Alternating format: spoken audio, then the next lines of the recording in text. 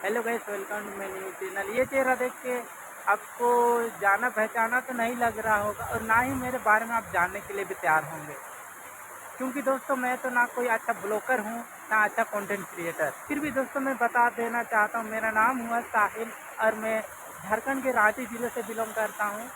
दोस्तों हाल ही में 10th पास किया हूँ और मैं घर में ऐसे बैठा रहा तो मैंने सोचा क्यों ना ब्लॉगिंग शुरू किया जाए, क्यों ना यूट्यूब में एक छोटा सा फैमिली बनाया जाए। और ये सारा चीज़ आगे तभी बढ़ सकते हैं दोस्तों, क्योंकि आप सभी का प्यार रहेगा, सपोर्ट रहेगा। तो कहीं ना कहीं दोस्तों आप सभी का भरपूर प्यार दीजिएगा, सपोर्ट दीजिएगा। दोस्तों जो भी वीडियो बनाऊंगा आप सभी के प्यार और सपोर्ट के लिए बनाऊंगा।